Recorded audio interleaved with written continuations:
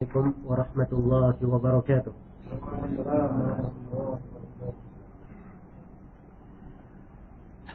الحمد لله رب العالمين، والعاقبة للمتقين، ولا عدوان إلا على الظالمين. أشهد أن لا إله إلا الله وحده لا شريك له، شهادة أرجو بها النجاة يوم الدين.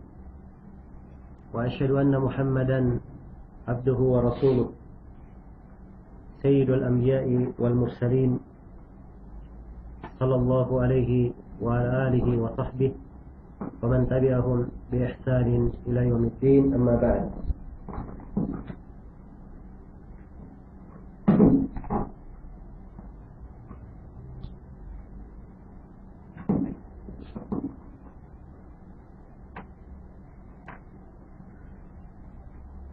tuan-tuan dan puan-puan hadirin dan hadirat rahimani wa rahimakumullah. Alhamdulillah,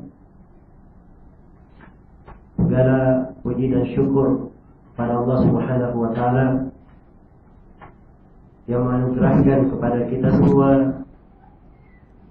kepada kita sekalian, kesempatan yang baik ini di sebuah surau yang merupakan salah satu dari rumah Allah Subhanahu wa ta'ala.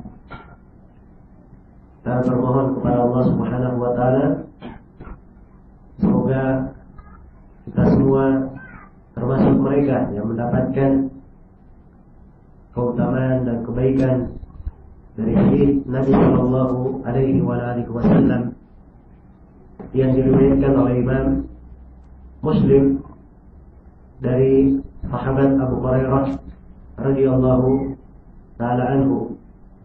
Nabi bersabda, "Ma min qaumin jalasu fi baitin min buyutillah yatluna kitaballahi wa yatadarasunahu fima bainahum illa nazalat alaihim as-sakinah wa ghashiyatuhum ar-rahmah wa haffathum al-malaikah wa dzakarahumullahu fi man 'indah."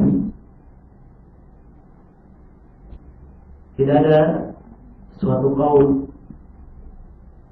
yang duduk bermajlis di rumah dari rumah-rumah Allah. Ya.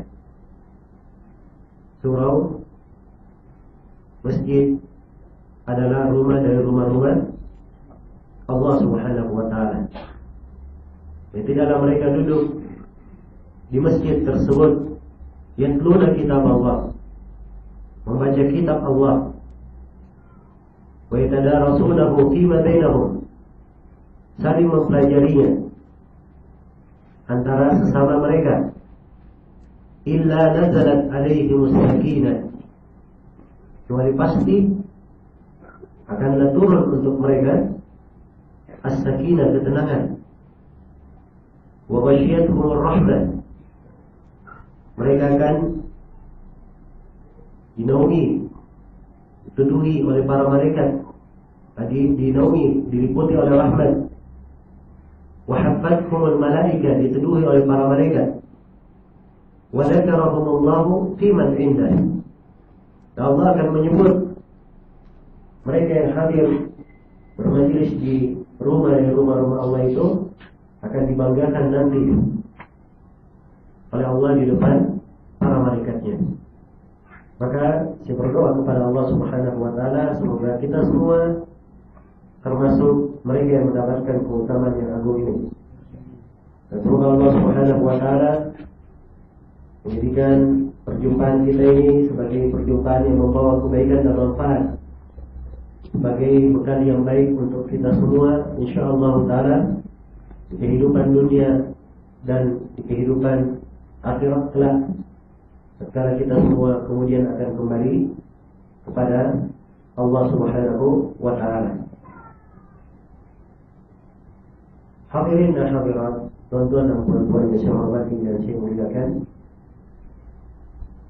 membahas tentang keutamaan ilmu agama merupakan salah satu pokok dari kehidupan ini. fondasi dasar yang harusnya selalu mewarnai, menghiasi kehidupan seorang muslim dan muslimah. Iya. Sehingga Imam Ahmad berkata bahwa seorang hamba perlu kepada ilmu agama lebih banyak daripada keperluan terhadap makan dan minum. Makan dan minum sehari 2 kali, 3 kali cukup. Ilmu agama seorang hamba perlu setiap nafas yang berjalan bersamanya, berdetak bersama aliran darahnya, perlu kepada ilmu agama. Iya.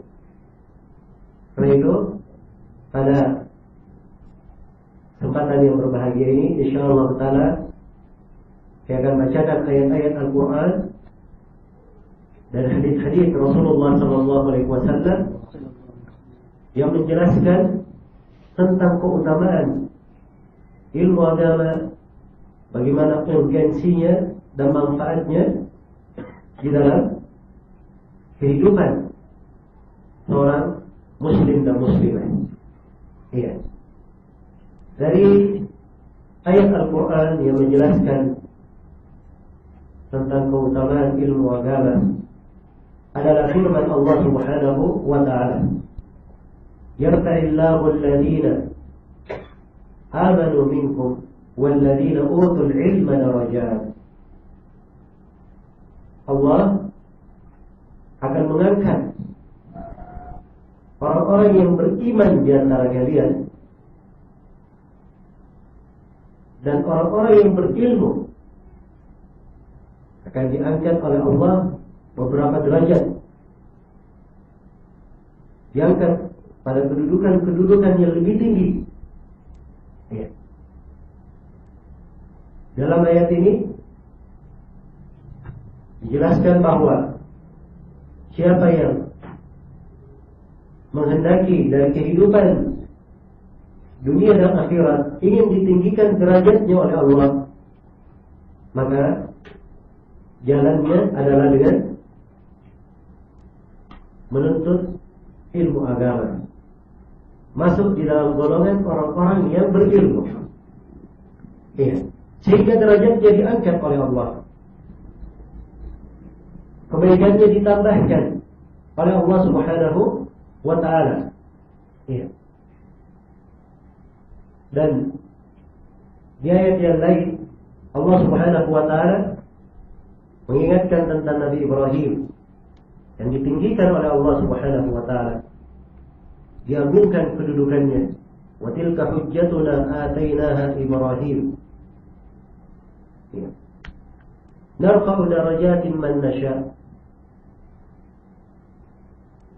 Dan itulah hujjah kami yang kami berikan kepada Nabi Ibrahim, dan kami mengangkat derajat siapa saja yang kami kehendaki. Allah Subhanahu wa ta'ala telah mengangkat derajat Nabi Ibrahim alaihi salam, ditinggikan kedudukannya karena diberi hujjah oleh Allah, diberi ilmu oleh Allah Subhanahu wa ta'ala. Iya. Maka perhatikan, siapa yang menginginkan kedudukannya diperbagus di dunia ini, dikokohkan di dunia, dan dijamin kebahagiaannya di akhirat, jalannya adalah apa? Dengan menuntut ilmu agama. Karena ini adalah jaminan Allah di dalam Al-Quranul Karim. Iya. Kemudian di antara keutamaan orang-orang yang berilmu, Allah Subhanahu wa ta'ala hanya menyebut manusia 2 golongan saja, tidak ada golongan yang ketiga. Hanya ada 2 golongan. Ya. Golongan yang pertama adalah orang yang berilmu. Golongan yang kedua adalah orang-orang yang buta, tidak melihat. Apanya yang tidak melihat? Mata yang mana?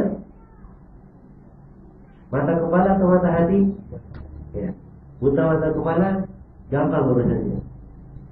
Tapi yang berat adalah apa? Buta mata hati. Iya. Allah firman di dalam Al-Quran, "Afaman ya'lam annama unzila ilaika min rabbikal haqqu kaman huwa a'ma?" Apakah sama orang yang berilmu, yang mengetahui bahwa apa yang diturunkan kepada engkau Nabi Muhammad adalah sebuah kebenaran, apakah sama kedudukan mereka dengan orang yang buta? Jadi hanya ada dua kelompok saja. Satu, belajar, menuntut ilmu, punya ilmu. Dan satunya lagi adalah golongan yang buta, tidak melihat. Nah ini pembagian di mana? Siapa yang membagi menjadi dua golongan? Allah yang membaginya di dalam Al-Quran. Iya. Karena itu siapa dari muslim dan muslimat yang tidak cinta kepada ilmu agama atau meninggalkan ilmu agama, maka artinya dia suka digolongkan kepada orang yang buta. Iya. Dan kalau seorang hamba sudah buta di dunia, di akhirat kelak akan lebih buta lagi. Allah berfirman di ayat yang lain, وَمَنْ أَعْرَضَ عَنْ ذِكْرِي فَإِنَّ لَهُ مَعِيشَةً ضَنْكًا وَنَحْشُرُهُ يَوْمَ الْقِيَامَةِ أَعْمَى قَالَ رَبِّ لِمَ حَشَرْتَنِي أَعْمَى وَقَدْ كُنْتُ بَصِيرًا قَالَ كَذَلِكَ أَتَتْكَ آيَاتُنَا فَنَسِيتَهَا وَكَذَلِكَ الْيَوْمَ تُنسَى.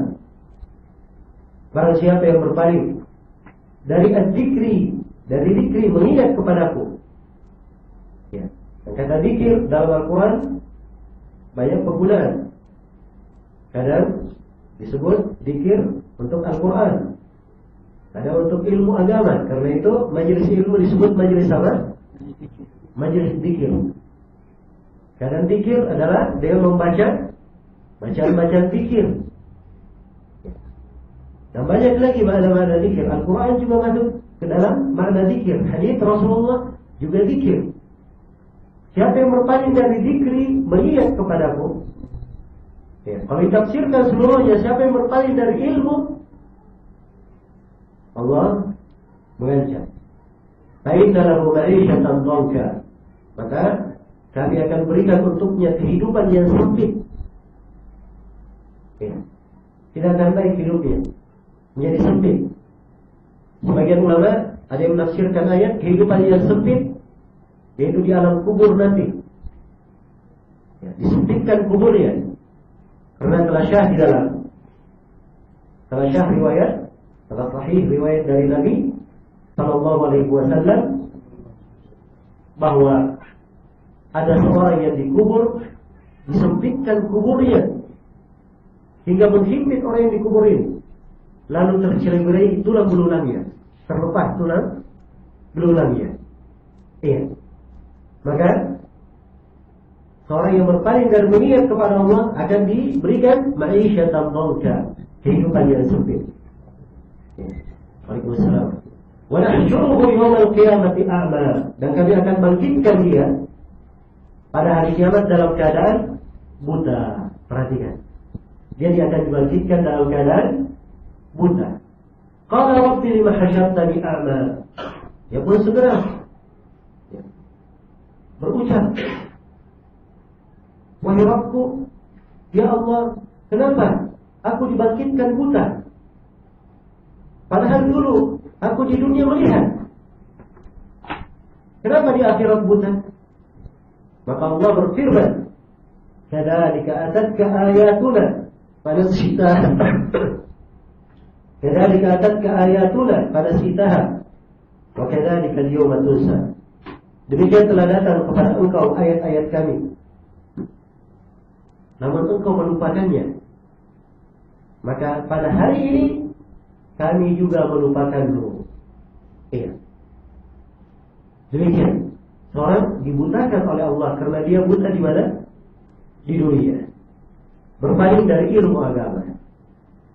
Dan Allah Subhanahu wa taala mengingatkan dia yang lain. Iya. Ayat tadi di surah Taha. Sekarang ayat di surah Al-Isra. Allah berfirman, "Wa man kana fi hadhihi a'ma fa huwa fil akhirati a'ma wa adallu sabila." Barang siapa yang di kehidupan dunia ini dia buta, maka di kehidupan akhirat dia lebih buta dan lebih tersesat lagi jalannya. Subhanallah. Hal yang sangat mengerikan sekali. Karena itu, ya, siapa yang ingin mendapatkan kebahagiaan, jalannya dengan cara apa? Menuntut ilmu agama. Inilah golongan orang-orang yang dimuliakan oleh Allah. Tapi yang berpaling dari ilmu agama, mereka digolongkan kepada orang-orang yang buta. Iya, itu yang kedua dari keutamaan dan pentingnya mempelajari ilmu agama. Kemudian yang ketiga, Allah Subhanahu wa taala membedakan di dalam Al-Qur'an antara orang yang berilmu dan orang yang tidak berilmu. Iya, Allah pisahkan antara keduanya. Allah berfirman, "Qul hal yastawi alladziina ya'lamuuna wal ladziina la ya'lamuun?" Ya. Samakah antara orang yang berilmu dan tidak berilmu? Ini soalan bentuknya pengingkaran. Iya. Kalau bahasa tegasnya dikatakan tidaklah sama antara orang yang berilmu dan tidak berilmu. Iya. Jadi Allah bedakan kedudukan orang yang berilmu dan tidak berilmu. Karena itulah hadirin dan hadirat rahimani wa rahimakumullah jami'an, perhatikan bahwa ilmu agama ini adalah kebaikan yang sangat besar. Ya Allah Subhanahu wa taala anugerahkan bagi seorang hamba. Ya. Dan alhamdulillah ilmu agama dimudahkan oleh Allah. Mempelajari ilmu agama di masa ini hal yang dimudahkan, maisur. Berbeda dengan masa-masa dahulu. Betapa berat seorang mempelajari ilmu. Ya. Fasilitas yang kurang, banyaknya bahaya di jalan, kurangnya transportasi untuk melakukan perjalanan. Tapi di hari-hari ini banyak kemudahan yang Allah berikan kepada kita. Orang yang ingin belajar, mungkin dia cuma sekadar duduk di rumah, ya, mendengarkan atau mengangkat telepon atau yang semisal dengannya, dan dia bisa belajar mempelajari ilmu. Banyak kemudahan yang Allah berikan kepada kita. Ya. Karena itu, marilah kita semua memperhatikan dari keutamaan ilmu agama ini. Allah membedakan kedudukan orang yang berilmu dan orang-orang yang tidak berilmu. Ya. Kemudian di antara keutamaan ilmu agama, siapa yang mempelajari ilmu agama itu, Allah akan memberikan keteguhan di dalam hatinya, akan diberikan kekokohan di dalam hidupnya. Ya. Dan ini adalah sifat orang-orang yang berilmu. Allah berfirman dalam Al-Quran, "Bal huwa ayatun bayyinatun fi suduril ladzina utul ilm." Bahkan ilmu itu adalah ayat-ayat yang sangat jelas di dalam hati-hati orang-orang yang berilmu. Ada keteguhan di dalam hatinya. Ada keteguhan di hati orang-orang yang berilmu.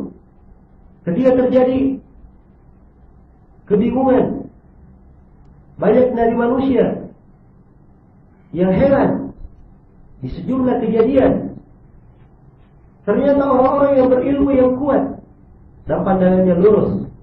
Iya. Karena itu dalam Al-Quran disebutkan keadaan orang yang berilmu tatkala Nabi diutus sebagai seorang Nabi. Ada yang mendustakan Nabi Muhammad, ada yang menolaknya. Tapi orang yang berilmu lah yang mengetahui kebenaran yang dibawa oleh Nabi Muhammad. Allah berfirman, "Wa yaral ladzina utul ilm anna alladhi unzila ilaika min rabbika huwal haqq. Dan orang-orang yang berilmu lah yang bisa melihat bahwa apa yang diturunkan kepada engkau Nabi Muhammad itulah kebenaran. Iya. Juga di dalam Al-Quranul Karim kita melihat di surah Al-Qasas kisah tentang siapa? Di akhir surah Al-Qasas kisah tentang Qarun. Iya. Kisah Qarun ini adalah kisah yang kita semua maklumi. Qarun seorang ahli harta. Tidak terbilang harta Qarun itu. Bagaimana banyaknya? Kunci-kuncinya saja, kunci hartanya tidak sanggup dipikul oleh 7 orang yang kuat. Baru kunci, belum hartanya. Satu masjid ini, satu kunci. Ya. Kunci harta Qarun ada berapa? Banyak sekali, tidak bisa dipikul oleh 7 orang yang kuat. Ya. Ketika Qarun keluar dengan hartanya yang banyak itu, akhirnya membuat ujian dan fitnah di tengah kaum Nabi Musa. Diterangkan di dalam Al-Quran. Fakharaja ala qawmihi fi zinatihi qala alladhina yuriduna al-hayata ad-dunya ya laita lana mithla ma utiya Qarun innahu ladhu haddin 'azim. Maka keluarlah Qarun dengan memakai pakaian kemegahan yang ia ingin dikata, oh, ini ahli harta, sudah tampak. Ya. Maka terfitnahlah sebagian orang.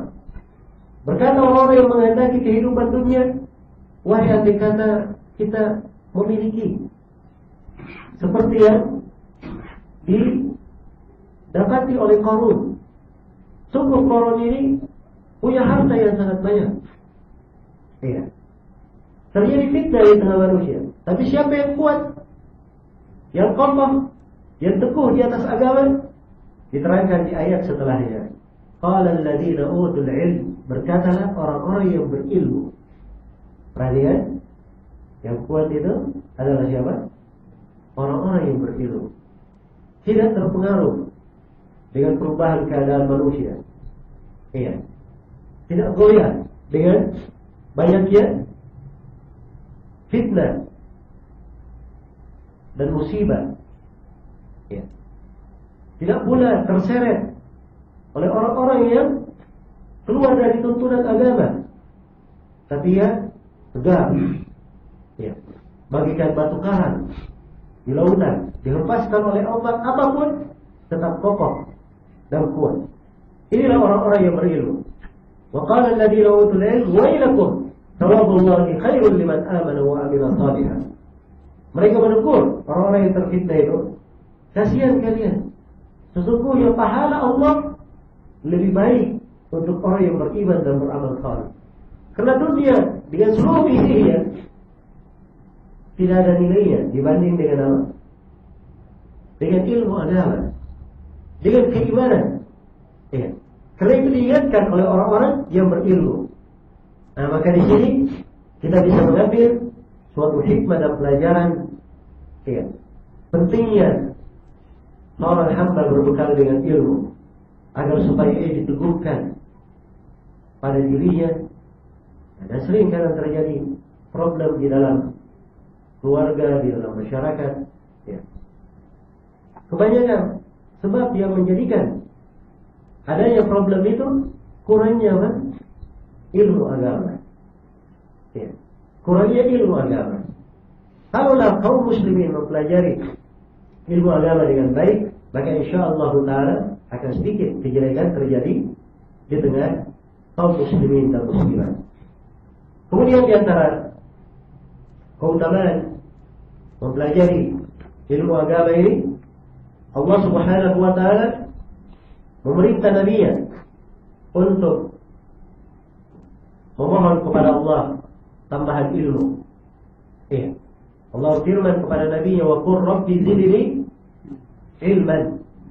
Dan berkatalah kepada Nabi Muhammad, berdoalah kepada Allah, ya Allah tambahkanlah ilmu untukku. Ya. Perhatikan ayat ini. Allah tidak memerintah Nabi-Nya memohon tambahan harta, tambahan anak, tambahan istri, tambahan kedudukan. Ya. Semuanya dan nikmat-nikmat Allah. Dan nikmat Allah sangat banyak. Nabi hanya diperintah memohon satu tambahan nikmat saja, yaitu nikmat apa? Nikmat ilmu. Wa qur rabbi zidni ilman. Katakan, berdoa wahai Nabi Muhammad, ya Allah tambahlah ilmu untukku. Iya. Baik. Kaidah keutamaan yang sangat besar. Hendaknya kita ingat bahwa ilmu agama adalah nikmat yang teragung. Karena itu bersyukurlah orang-orang yang cinta kepada ilmu, ya, gembira mempelajari ilmu, sedang untuk hadir di majelis-majelis ilmu, semangat diri, keluarga dan keturunannya menjadi ahlul ilmu, sebagai ahli-ahli ilmu. Iya. Karena itu adalah nikmat yang paling besar. Kemudian dari keutamaan, ya, ilmu ini Allah Subhanahu wa ta'ala sebut di dalam Al-Quran bahwa yang mendapatkan surganya adalah orang-orang yang takut kepada Allah. Iya. Jadi disebut di banyak ayat. Di antaranya ayat yang kita semua hafal, surah Al-Bayyinah. Iya. Jazaohum inda rabbihim jannatu adnin tajri min tahtiha al-anhar khalidina fiha abada radhiyallahu anhum wa radu an dzalika liman khashiya rabbah. Balasan untuk orang-orang yang beriman dan beramal saleh ini adalah surga Aden yang mengalir di bawahnya sungai-sungai. Mereka kekal di dalamnya selama-lamanya. Allah ridha kepada mereka dan mereka ridha kepada Allah. Ya. Kemudian Allah jelaskan bahwa surga itu untuk siapa? Dzalika liman khasyiya rabbah. Surga itu bagi mereka yang takut kepada Rabb-nya. Jadi syarat dapat surga apa? Apa syarat dapat surga dalam ayat? Harus takut kepada Allah. Ya. Ayat lain, innal ladzina yakhshawna rabbahum bil ghaibi lahum maghfiratun wa ajrun 'adzim. Sesungguhnya orang-orang yang takut kepada Rabb-nya, untuk mereka pengampunan dan pahala yang sangat besar. Jadi mereka yang takut kepada Allah itu adalah pengampun, penggugur dosa, hal yang menjatuhkan dosa. Iya. Kemudian dapat pula pahala yang besar. Masya Allah. Di ayat yang lain Allah firman, "Waliman khafa maqama rabbih jannatan." Bagi mereka yang takut kepada kedudukan Rabb-nya. Iya. Apa arti kedudukan di sini? Dalam ayat maqam ini ada dua penafsiran di kalangan ahli tafsir. Yang pertama, dia takut kepada kebesaran Allah. Karena dia tahu Allah Maha besar. Iya. Maha mengetahui apa yang dilakukan oleh hamba. Kalau dia berbuat jelek di dunia ini, Allah Maha kuasa untuk menghisapnya pada hari kiamat dan menyiksanya. Ya. Jadi ini makna yang pertama, takut kepada kebesaran Allah. Makna yang kedua, takut kepada maqam Rabbih adalah dia takut kalau berdiri depan Allah mempertanggungjawabkan seluruh amalannya. Ini dua penafsiran. Jadi orang yang takut kepada kedudukan Rabb-nya disebutkan dia dapat dua surga. Ingat, dapat apa? Dua surga, bukan cuma satu. Dapat dua. Iya. Jadi sekarang saya sudah bacakan 3 ayat bahwa surga, pengampunan dan pahala besar diberikan untuk siapa? Diperuntukkan untuk siapa? Mereka yang takut kepada Allah Subhanahu wa ta'ala. Nah sekarang saya bawakan ayat yang menjelaskan keutamaan ilmu. Allah firman, "Innama yakhsyallaha min ibadihi al-ulama." Sesungguhnya yang takut kepada Allah dari hamba-hambanya hanyalah para ulama, orang-orang yang berilmu. Jadi mereka yang takut ini dibatasi dalam ayat hanya siapa? Para ulama saja, orang-orang yang berilmu saja. Maka surga-surga yang indah tersebut yang diberikan untuk orang-orang yang takut kepada Allah, diterangkan bahwa orang-orang yang takut kepada Allah ini mereka adalah orang-orang yang berilmu. Karena ilmu agama yang dimiliki oleh seorang hamba akan memberikan rasa takut di dalam dirinya. Iya. Ia takut akan kejelekan amalannya. Ia takut menghadap kepada Allah dalam keadaan Allah tidak ridha terhadapnya. Ia takut bahwa hidupnya ini masih banyak kekurangan yang dia lakukan. Iya. Masih terjadi kesalahan-kesalahan yang harus dia perbaiki. Maka sekali lagi, siapa yang ingin mendapatkan surga, tergolonglah kepada orang-orang yang takut kepada Allah. Dan orang-orang yang takut kepada Allah ini hanyalah siapa? Hanyalah ulama. Iya, orang-orang yang berilmu. Kemudian dari keutamaan orang yang mempelajari ilmu, Allah Subhanahu wa taala menjelaskan di dalam Al-Quran, Allahu khalaqa sab'a samawat wa min al-ardi mithlahunna yatanazzalu al-amru bainahunna lita'lamu anna Allah ala kulli shay'in qadirun wa anna Allah qad ahata bi kulli shay'in ilma.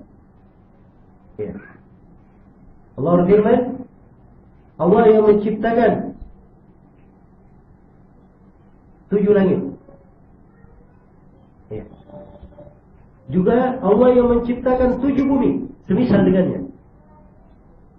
Dan Allah yang menciptakan antara langit dan bumi supaya kalian mengilmui, mengetahui bahwa Allah yang maha mampu atas segala sesuatu. Dan Allah maha mengetahui segala sesuatu. Jadi tujuan penciptaan langit dan bumi dan antara keduanya kembali kepada suatu ghayah, suatu tujuan yang paling tinggi, tujuan yang paling utama, yaitu apa? Agar supaya hamba punya ilmu bahwa Allah Subhanahu wa taala yang maha mampu atas segala sesuatu, dan Allah maha memiliki ilmu terhadap segala perkara. Baik, mungkin ada dulu. Nanti insyaallah kita lanjut.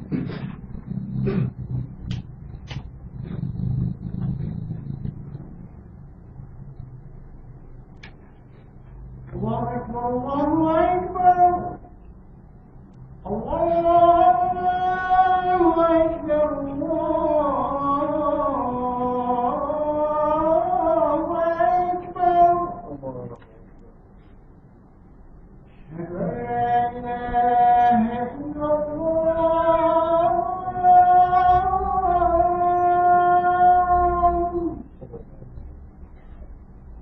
أشهد أن لا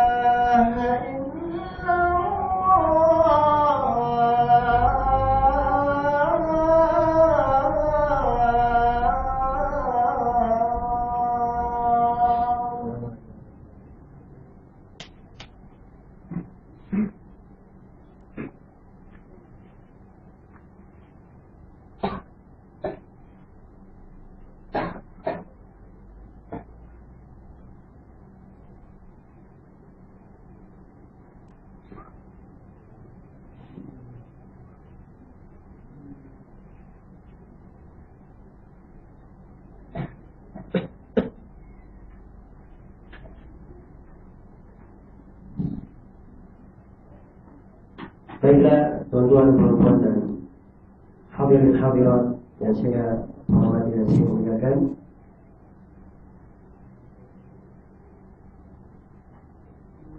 Kemudian dari keutamaan mempelajari ilmu agama, jalan yang lurus, as-siratul mustaqim, adalah dua hal, ilmu dan amalan. Ada dua, ilmu dan amalan.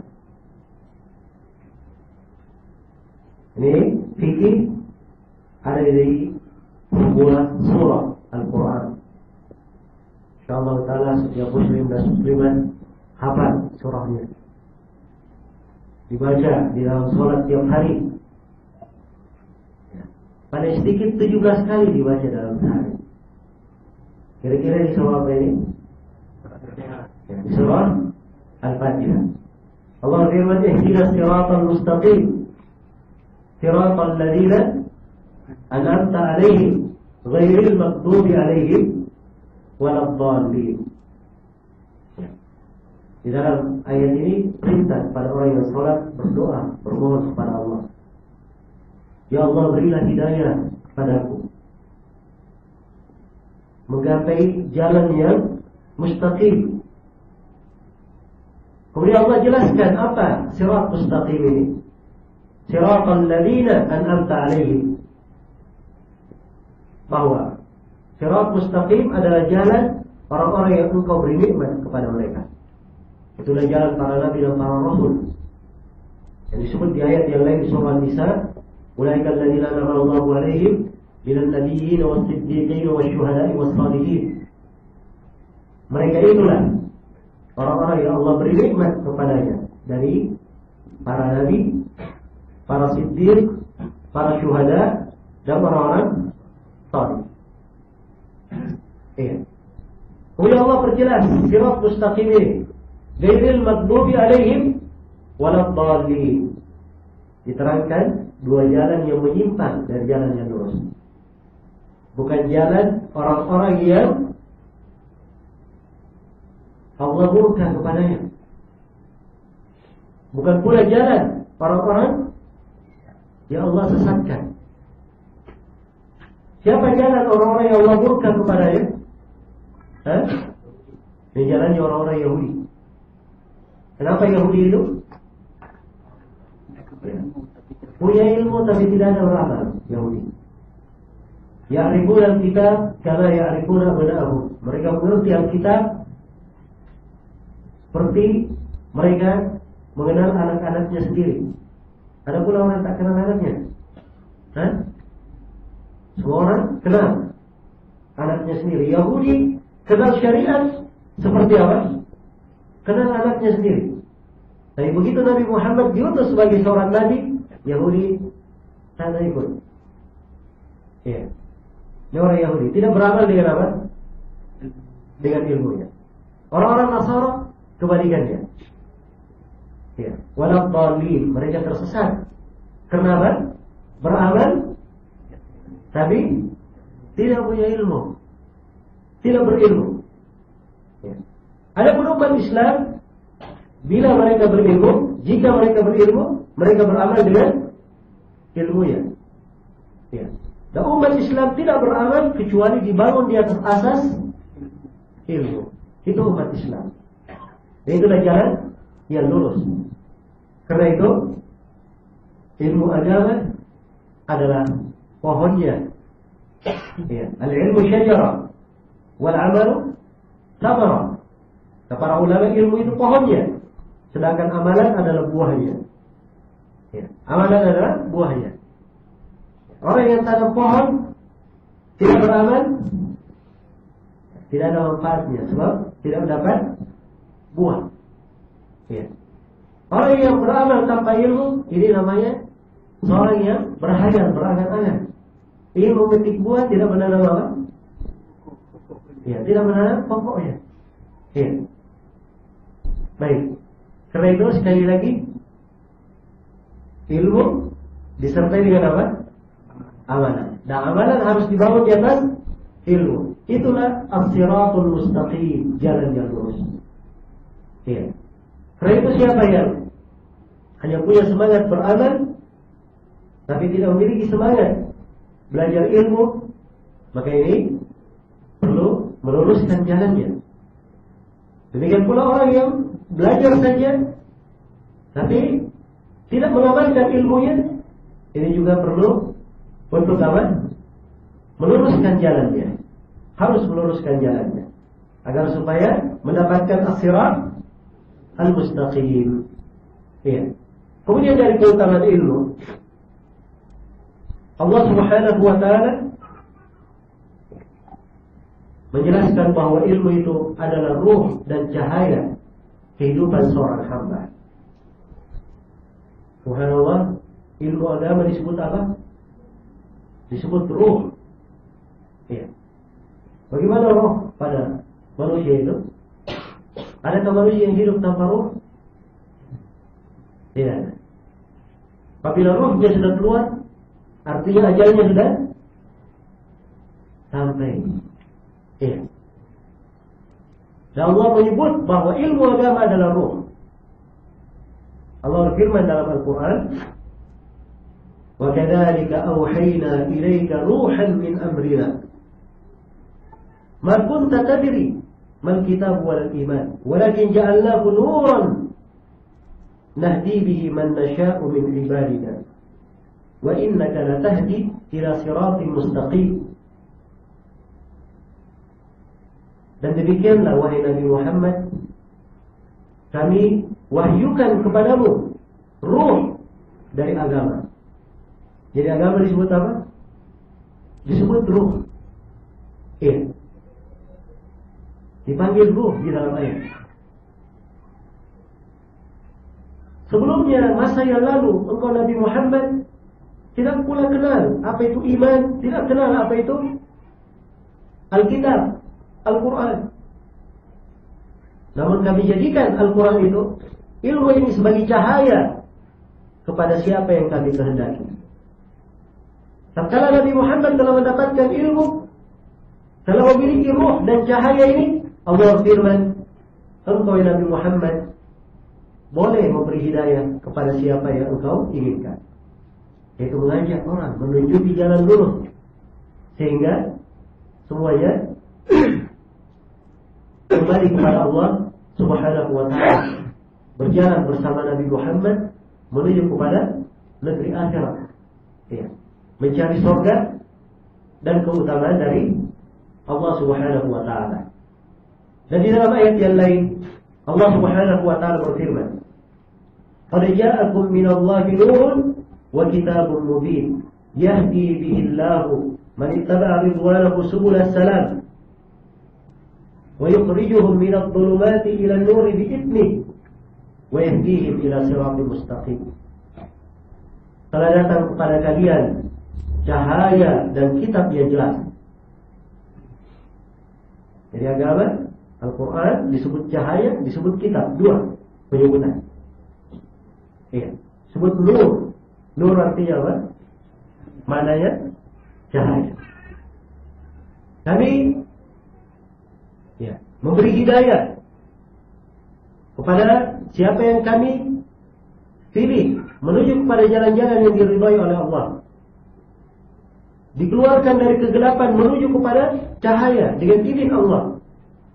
Dan Allah memberi hidayah kepada jalan yang lurus. Karena itu agama adalah cahaya. Ya. Dan Allah Subhanahu wa ta'ala berfirman, "Awaman kana maitan fahyaynahu wa ja'alna lahu nuran yamshi bihi fin nas, kaman mathaluhu fi dhulumati laysa bikharijin minha." Apakah orang yang tadinya dia mayat, kemudian kami hidupkan dia, kemudian kami beri cahaya yang berjalan dengannya. Inilah orang-orang yang apa? Mendalami ilmu agama. Subhanallah, sebelum dia kenal ilmu agama, kenal akidah yang benar, ya, sebelumnya dia dianggap oleh Allah seperti mayat. Ya. Jika demikian, tentunya banyak mayat yang berjalan sekarang ini. Ya, mayat bisa baik, mayat boleh apa? Boleh berjalan. Ini aneh tapi nyata. Kita lihat ya.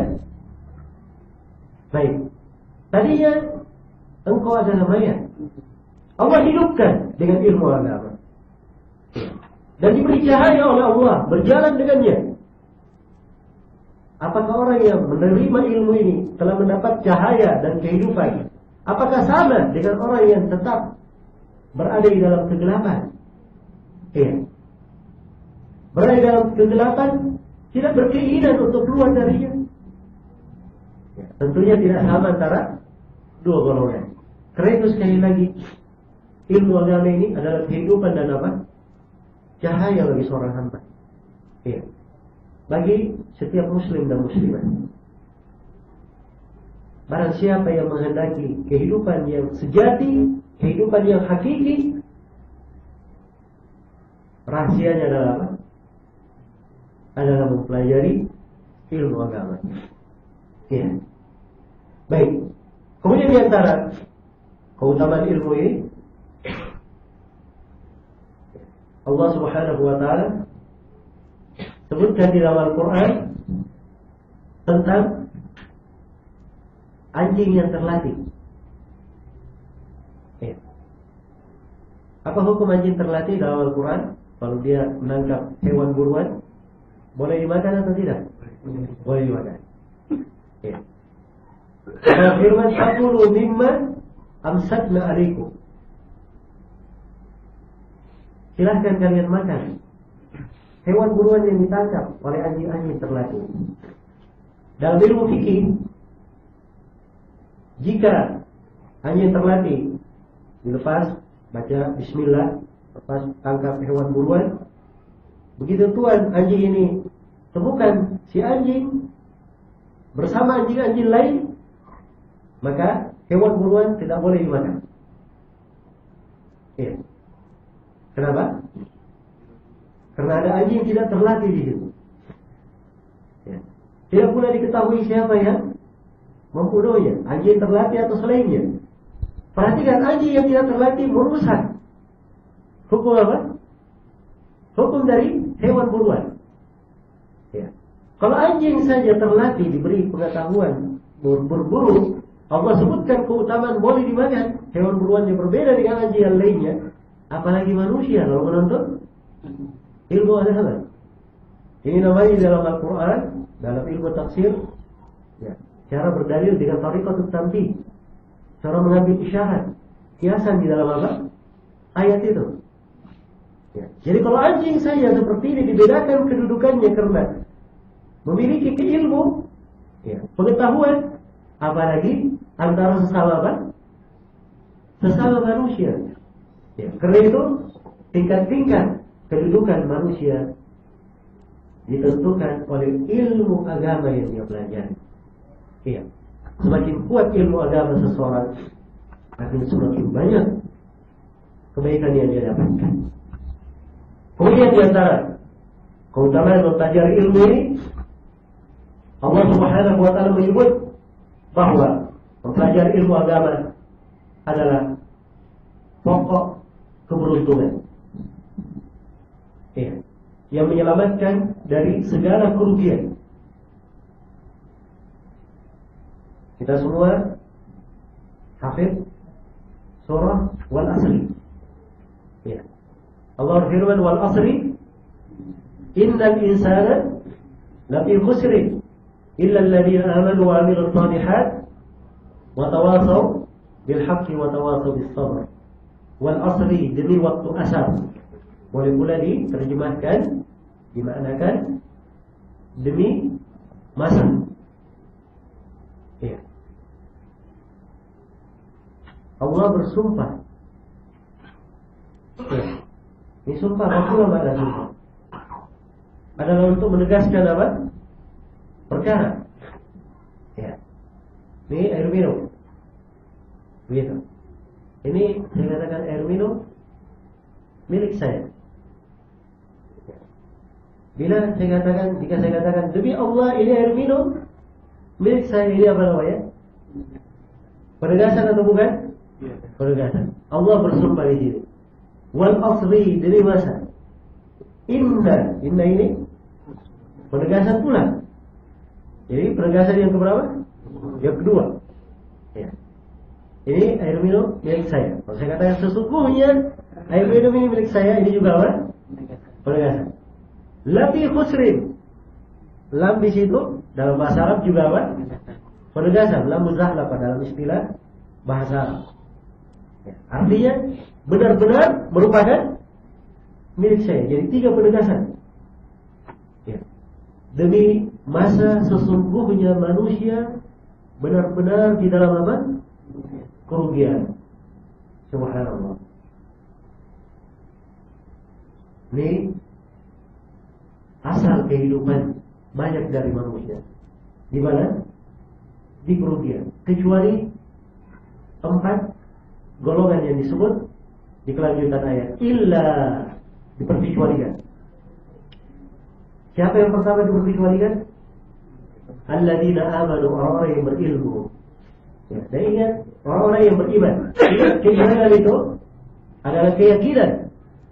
Dan keyakinan tidak akan ada di dalam hati kecuali dibangun di atas apa?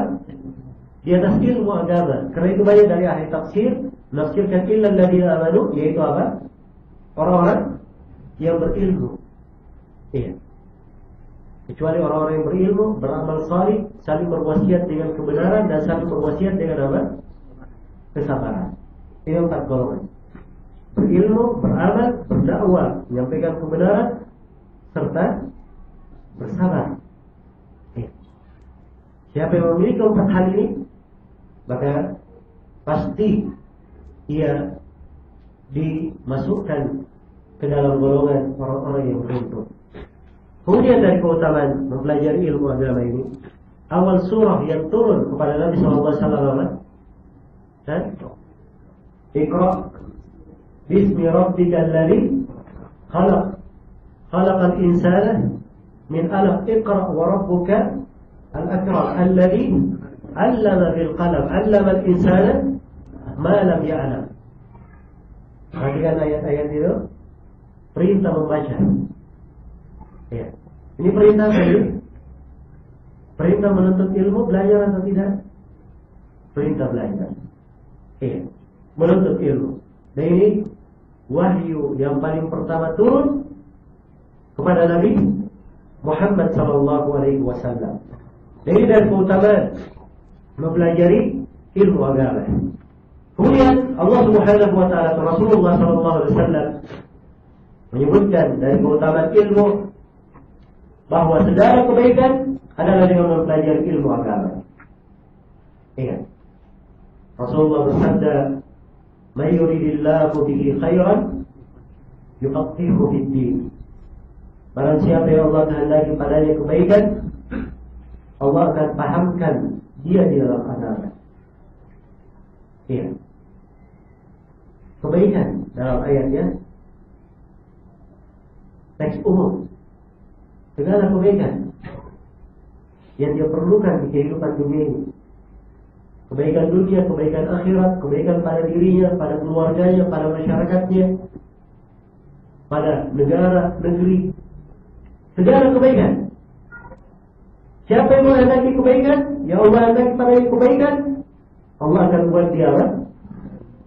Faqih dalam agama, paham dalam agamanya. Ya. Karena ilmu agama sangatlah indah. Hal yang mewarnai kehidupan seorang hamba, menghiasi hidupnya. Ilmu agama itu nasihat di dalam hati, menghibur tatkala seorang hamba berduka, yang memberikan solusi jika ada problem, pelebur dikala lara. Ilmu agama adalah pendamping tatkala seorang merasa kesepian, merasa sendiri. Ilmu agama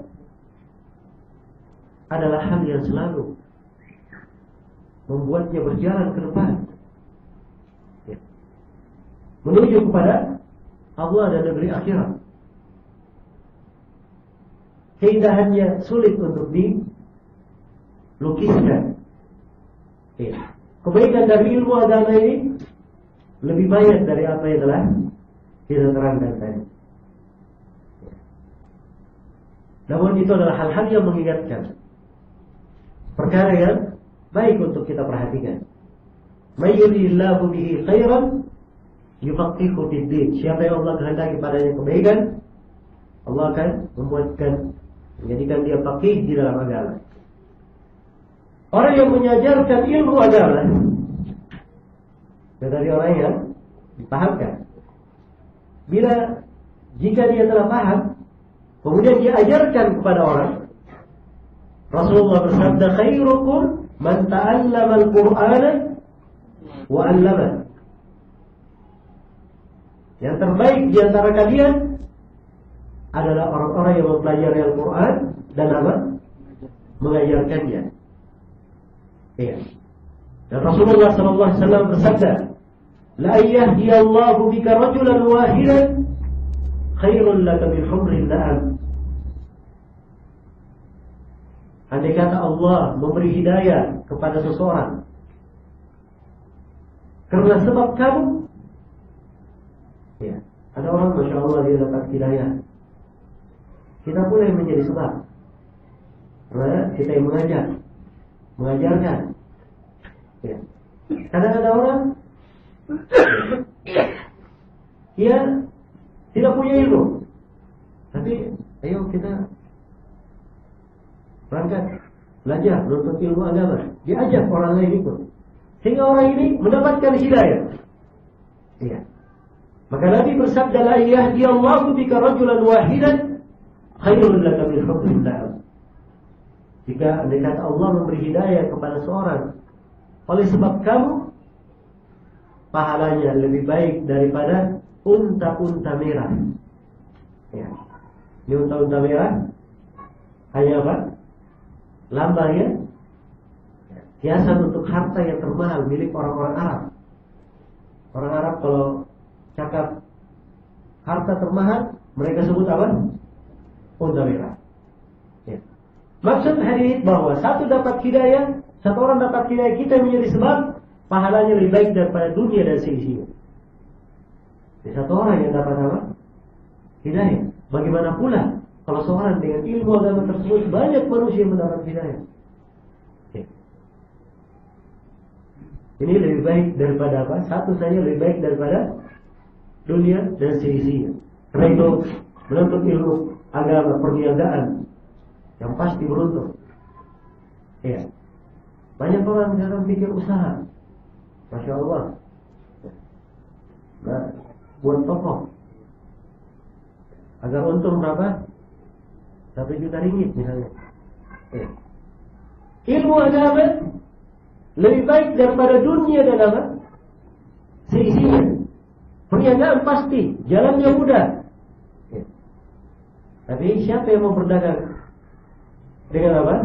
Mencari ilmu agama? Ini sedikit kita jumpai di masa ini. Ya. Karena itulah kaum muslimin dan muslimat sangat penting sekali untuk mengetahui apa? Keutamaan dan kebaikan mempelajari ilmu agama ini. Ya. Dan saya ingatkan juga bahwa Rasulullah SAW bersabda, jalan menuju kepada surga adalah apa? Dengan mempelajari ilmu. Di dalam hadits Abu Hurairah yang diriwayatkan oleh Imam Muslim, Rasulullah bersabda, "May yuridillahu man salaka tariqan yaltamisu fihi ilman, sahhalallahu lahu bihi tariqan ila al-jannah."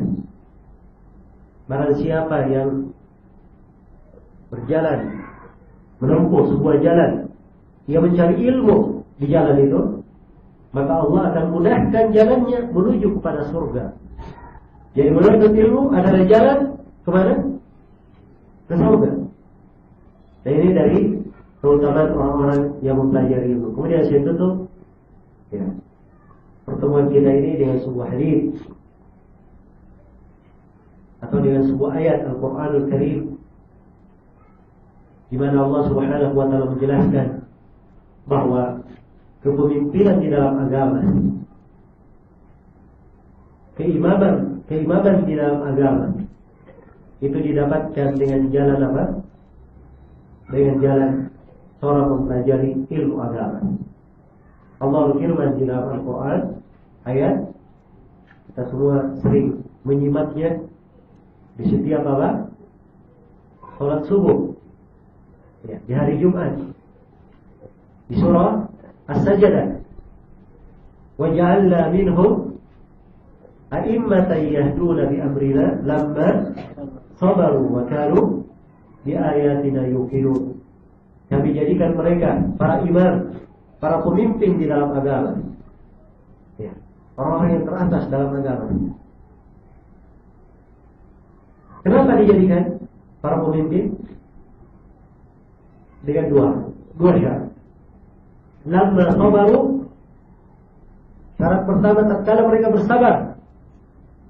Wa kanu bi ayatina yuqinun, syarat yang kedua, dan mereka adalah orang-orang yang sangat yakin terhadap ayat-ayat kami. Ingat bahwa keyakinan semuanya bersumber dari apa? Dari ilmu. Tidak mungkin ada orang yang yakin dan dia tidak mempelajari ilmu tersebut. Iya. Karena itu perhatikanlah dari mana kehidupan ini. Hidup ini hanya sementara. Semua orang hidup di dunia berapa kali? Satu kali saja. Kesempatan hanya sekali. Iya. Waktu terus bergulir. Masa terus berjalan. Tidak pernah putus. Tapi ajal adalah suatu hal yang pasti datang. Karena itu sepanjang Allah masih memberi kesempatan, ya, siapapun kita, sebagai seorang muslim dan muslimah, sebagai seorang ibu, sebagai seorang bapak, sebagai seorang anak, siapapun punya kewajiban untuk apa? Mempelajari ilmu agama dan mempersiapkan bekalnya untuk menghadap kepada Allah Subhanahu wa taala. Ilmu agama ini adalah sumber ketaatan yang sangat besar. Ya. Mempelajari ilmu agama disebut oleh para ulama lebih baik daripada sholat sunnah, lebih baik dari sholat malam, lebih baik dari jihad fisabilillah sekalipun. Ya. Karena manfaatnya untuk diri seorang hamba, untuk keluarga dan masyarakat sangatlah besar. Ya. Banyaknya kejelekan dan fitnah terjadi karena kurangnya ilmu agama di tengah kaum muslimin. Ya. Maka hendaknya kita bangkitkan semangat ini di dalam menuntut ilmu agama. Ya. Ini mungkin yang bisa saya sampaikan. Waktu sudah berjalan sejam lebih sedikit. Semoga apa yang saya terangkan di sini, walaupun sebenarnya hanya sedikit dari ayat-ayat dan hadis-hadis yang menjelaskan tentang keutamaan ilmu agama, namun saya berharap dan berdoa kepada Allah Subhanahu wa taala semoga yang sedikit ini bisa menjadi banyak di dalam hati kita dan bisa menjadi perkara yang membawa keberkahan yang banyak dan kebahagiaan di dalam kehidupan kita. Ya, wallahu taala alam. Tentunya banyak kekurangan dan kesalahan di dalam apa yang saya sampaikan, yaitu kiranya dimaafkan untuk hal itu. Ya, moga-moga Allah Subhanahu wa taala selalu memperjumpakan kita di atas kebaikan dan ketakwaan di kehidupan dunia ini dan kelak di kemudian hari insyaallah di surga Allah yang penuh dengan kemuliaan dan kebaikan. Innahu waliyyu dzalika wa huwal jawwadul karim. Subhanakallahumma wa bihamdik asyhadu an la ilaha illa anta astaghfiruka wa atubu ilaik. Walhamdulillahi rabbil alamin.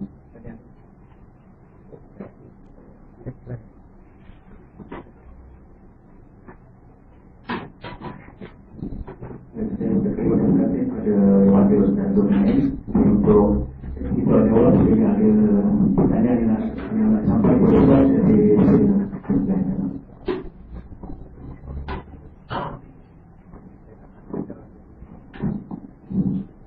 Barakallahu Ustaz. Ada dua soalan.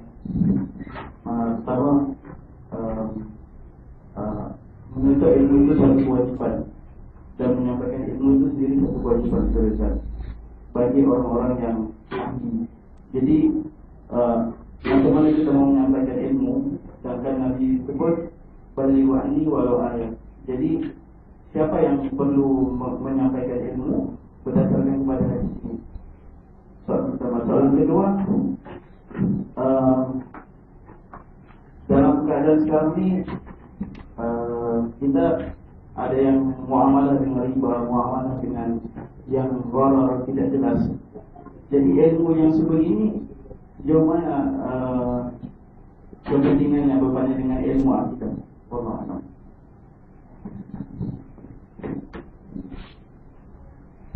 Bismillahirrahmanirrahim. Alhamdulillahirabbil alamin. Wassalatu wassalamu ala al-mab'uts rahmatan lil alamin. Nabiyina Muhammad wa ala alihi wa sahbihi wa man tabi'ahum bi ihsan ila yaumil din. Amma ba'd. Jadi di sini ada dua soalan yang diajukan tadi. Yang pertama berkaitan dengan hadis. Hadis yang disebutkan adalah hadis Abdullah bin Amr bin As riwayat Al-Bukhari. Rasulullah bersabda, "Balighu anni walau ayat." Sampaikanlah dariku walaupun satu ayat. Sebenarnya hadis ini kalau kita maknai dengan benar, kita simak dengan jelas, insyaallah sudah memberikan apa? Jawaban. Karena Nabi bersabda balighu. Apa artinya balighu? Sampaikan. Seorang yang menyampaikan, dia hanya perantara. Datang, dia sampaikan. Jelas ya?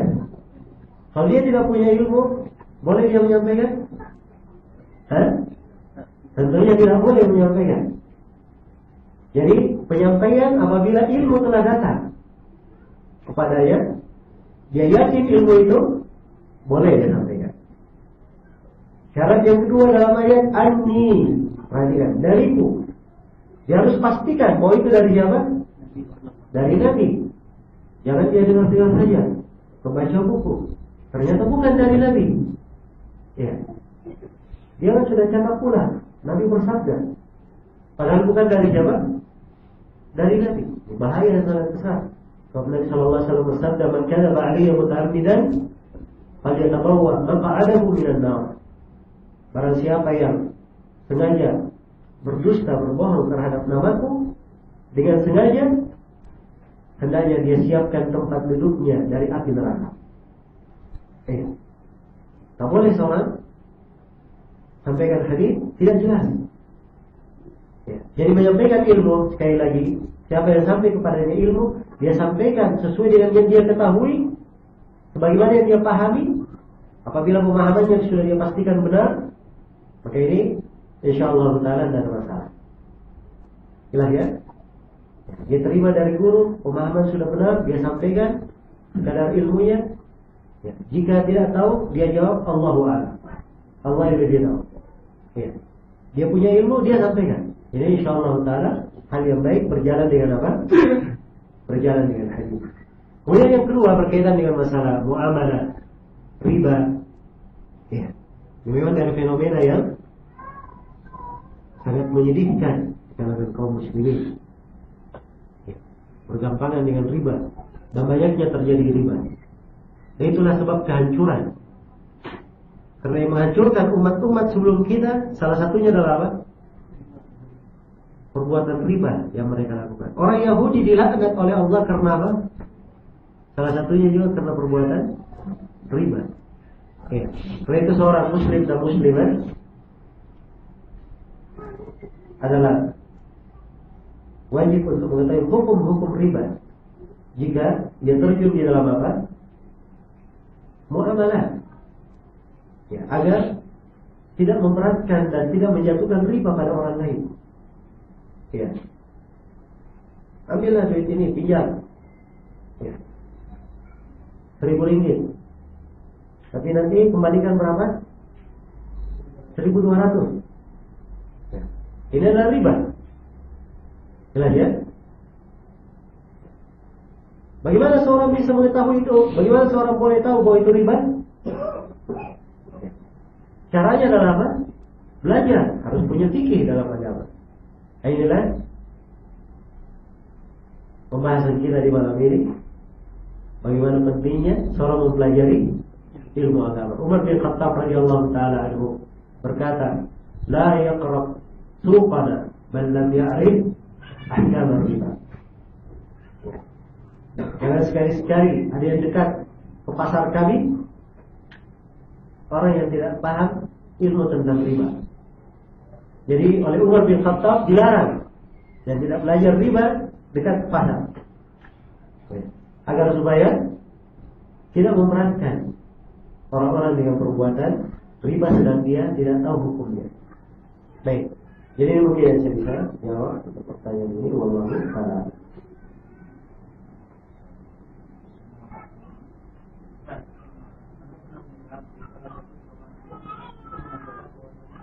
Adalah untuk memperhatikan bagaimana perkembangan keadaan dan kondisi dan terapkan kepada jamaah. Kemudian pertanyaan adalah pertanyaan tentang Allah ulama. Apa yang dapat yang merupakan ilmu, baik yang membolehkan ataupun yang tidak membolehkan. Kemudian ada satu bagi satu contoh terjadi khilaf antara ulama tentang bolehnya disuruh itu atau tidak. Kemudian dalam keadaan seperti ini datang para ulama yang mengharapkan yang bisa dibolehkan bagi seorang penuntut umum, bagaimana menyikapi sebuah fatwa yang cara bertentangan satu membolehkan satu ya. Jadi sebenarnya di soalan ini banyak hal yang perlu dijelaskan. Ya. Yang pertama yang perlu saya jelaskan di sini bahwa fatwa para ulama itu ada dua jenis. Ada yang memberi fatwa secara umum yang terkait dengan masalah atau kondisi keadaan tertentu, dan fatwa terkait dengan kondisi apa tertentu. Ya. Semuanya adalah ilmu, alhamdulillah. Semuanya dengan apa? Dengan dalil. Ya. Tapi seperti satu contoh, supaya kita berpikir. Datang seorang bertanya kepada Nabi, "Ya Rasulullah, bolehkah saya mencium istri dalam keadaan berpuasa?" Nabi menjawab, "Tidak boleh." Datang pula orang yang kedua bertanya pertanyaan yang sama, "Ya Rasulullah, bolehkah saya mencium istri dalam keadaan berpuasa?" Kata Nabi, "Kamu tidak ada masalah." Ya. Perhatikan pertanyaan sama, jawaban apa? Jawaban berbeda. Karena ini kondisi keadaan berbeda. Ya. Tahukah kita siapa penanya yang pertama? Pertanyaan yang pertama anak muda. Ya. Kalau jawab boleh, bahaya bagi anak muda. Penanya yang kedua orang tua. Ya, insyaallah taala orang tua ya dibolehkan, diberi keringanan karena biasanya lebih pandai untuk menjaga diri. Jelas ya? Baik. Jadi ini dua jawaban Nabi berbeda untuk pertanyaan. Satu pertanyaan yang apa? Yang sama. Dan fatwa para ulama yang bersifat umum, ya, karena tak boleh dikhususkan pada keadaan tertentu. Apalagi yang memang berkaitan dengan masalah yang sangat riskan. Ya. Ini tentunya uraiannya ada bidang-bidang ilmu yang perlu kita pelajari. Ada bidang ilmu ushul fikih yang perlu kita pelajari. Kemudian ada bidang bagian dari ushul fikih di pembahasan fatwa juga perlu kita pelajari. Apabila kita belum pelajarinya dengan baik, insyaallah ya, kemuskilan seperti ini akan apa? Akan lepas menjadi jelas. Ya. Kemudian yang kedua, bagaimana menyikapi silang pendapat di kalangan ulama? Ya. Nah, disinilah sebenarnya pentingnya seorang itu menuntut apa? Ilmu agama. Sebab silang pendapat itu menjadi masalah ketika seorang itu kurang di dalam mempelajari. Namun jika ia banyak mempelajari, insyaallah hari itu tidak terlalu bermasalah. Kalau beri contoh pemilu tadi, umumnya para ulama tidak ada silang pendapat tentang tidak bolehnya. Hanya saja di dalam melihat kondisi dan keadaan, ini yang terjadi apa? berbeda ijtihad, berbeda jawaban. Nah, dan ijtihad yang seperti ini yang hendaknya kita cocokkan, kita dudukkan pada tempatnya. Kita dudukkan pada tempatnya. Karena itu sekali lagi banyak dari hal yang sebenarnya perlu ya kita pelajari lebih mendalam. Harusnya kita lebih banyak mengkajinya. Dan ini semuanya di pembahasan berkaitan dengan ilmu. Saya tidak bisa memberikannya di jawaban yang ringkas. Baik, itu mungkin sebagai jawaban untuk soalannya. Semoga bermanfaat. Wallahu ta'ala.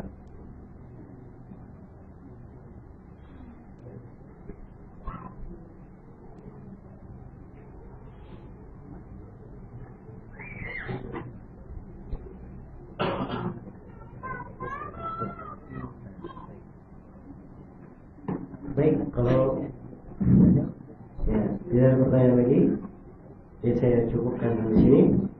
Dan sekali lagi saya berharap berdoa kepada Allah semoga apa yang kita dengarkan di majelis ini menjadi ilmu yang nafi' bagi kita semua, dan insyaallah berbuah dengan amalan yang salih.